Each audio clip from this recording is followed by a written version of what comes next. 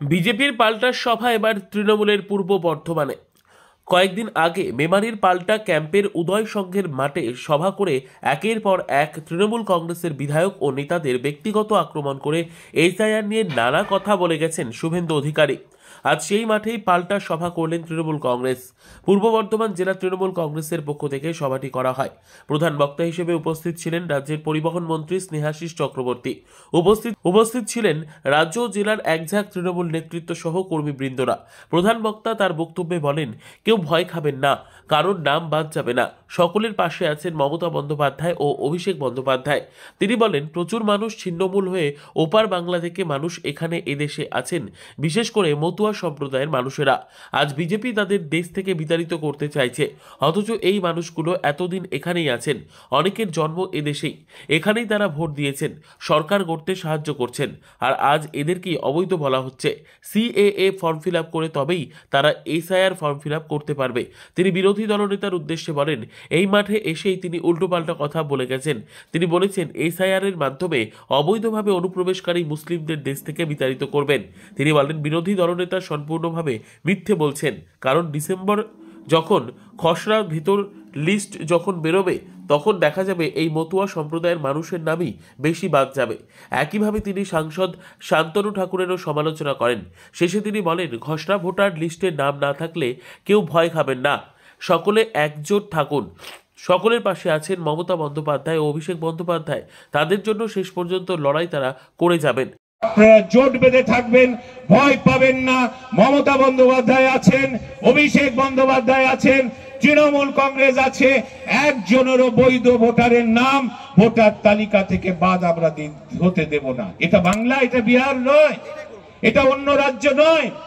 সেখানে 65 লক্ষ মানুষের নাম বাদ দিয়ে বিজেপি দিয়েছিলেন, নতুন নতুন ফ্রেট করিডর করেছিলেন, নতুন নতুন ট্রেন দিয়েছিলেন, ভরিয়ে দিয়েছিলেন এই বাংলাকে। কারণ তিনি বাংলার মানুষকে ভালোবাসতেন, তিনি বাংলার মানুষকে ভালোবাসেন। আর আজকের বিরোধী দলনেতার তাদের চরিত্র দেখুন। যেহেতু ভোটে জিততে পারেনি, অতএব বাংলার মানুষকে যন্ত্রণা দিয়ে মারতে হবে। এই দল বাংলা বিরোধী, এই দল বাংলার কৃষ্টি সংস্কৃতি বিরোধী, এই দল বাংলার গরিব মানুষ বিরোধী। তাই এদের বিরুদ্ধে জোট বেঁধে আগামী 26-এ নির্বাচনে আপনার এলাকায় শিকড় সমেত এই বিজেপিকে উৎপাটিত করে ফেলে দিতে হবে। এটাই আমাদের শপথ দিতে হবে।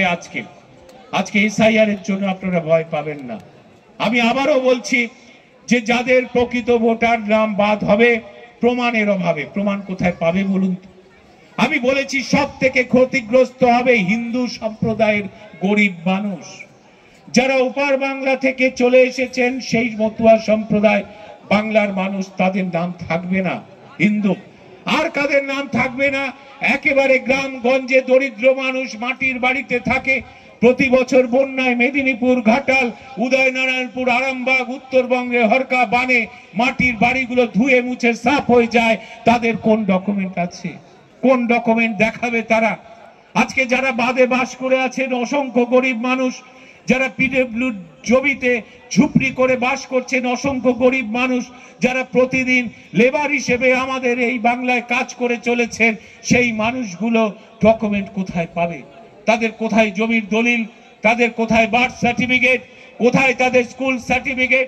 যে দেশে 24% মানুষ স্বাক্ষর করতে জানে না, যে দেশে ইনস্টিটিউশনাল ডেলিভারি, যে রাজ্যে 2010-11 সালেও 67% মাত্র 33% মানুষ বাড়িতে জন্মাতো, সেই মানুষগুলো বার্থ সার্টিফিকেট কোথায় পাবে?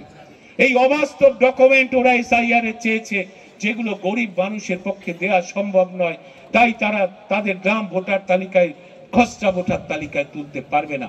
এবং তাই সেটা নিয়েই আমাদের লড়াই চলবে, সেটা নিয়েই মমতা বন্দ্যোপাধ্যায় লড়বেন। এবং পশ্চিমবঙ্গের কোন প্রকৃত ভোটারের নাম বাদ হবে না। আপনারা যারা ওপার বাংলা থেকে এসছেন, তারা এদেশের মানুষ।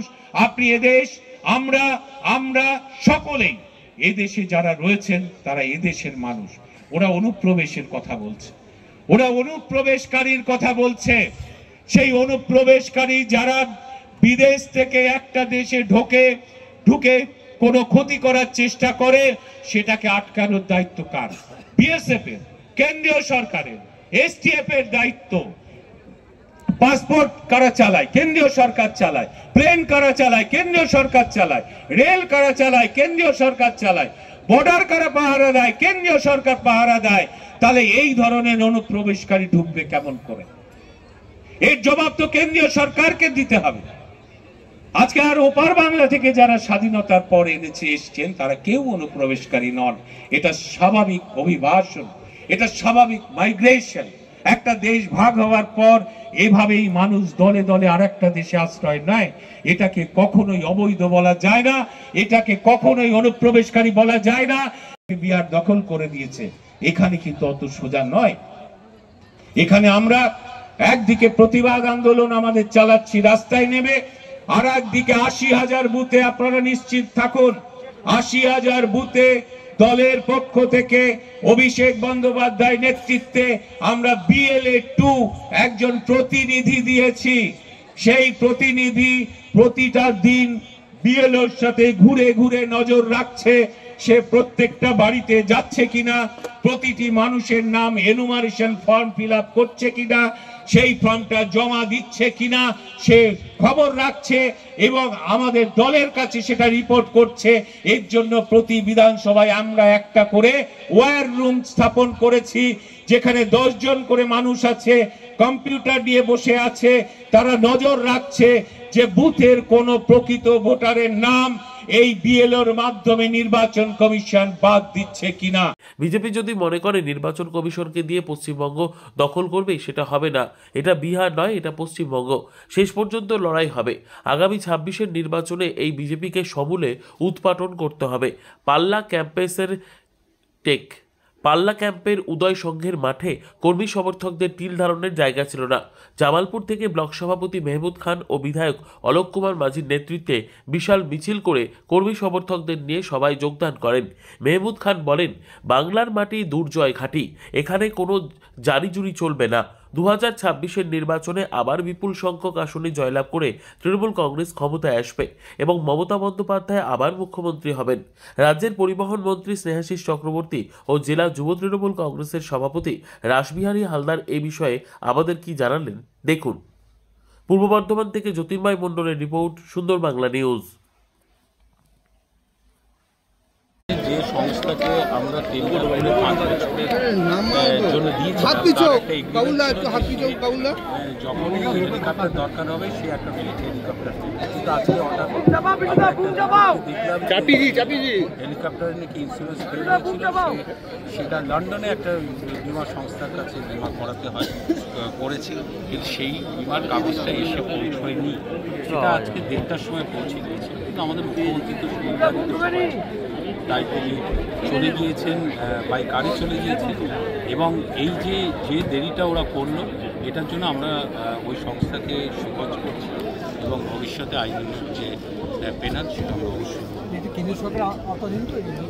হ্যাঁ, এগুলো তো আমরা যে সংস্থাকে দিয়েছি তার দায়িত্ব হচ্ছে সে তার বৈধ কাগজপত্র ফিট রাখে।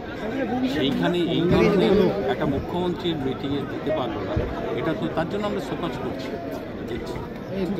এবং জুলাই মাসে আবারও টেন্ডার হবে, আমরা তখন বিবেচনা করব যে পাবে কি পাবে না।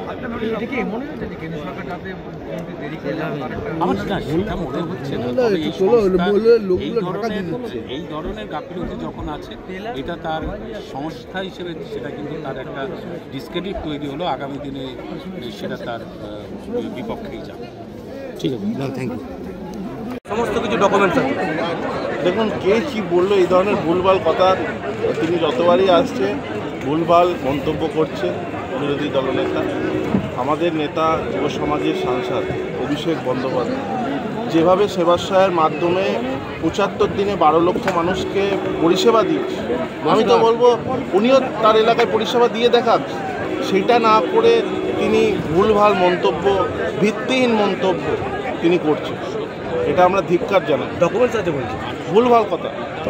গরম করার জন্য ইনকাম ট্যাক্স। দেখুন, আমি সৃষ্টি সাথী ফাউন্ডেশন আমার সংস্থা, এখান থেকে রিসেন্টলি ইস্টবেঙ্গল মোহনবাগানের 5ই ডিসেম্বর একটি ম্যাচ করছি, প্রদর্শনী ম্যাচ।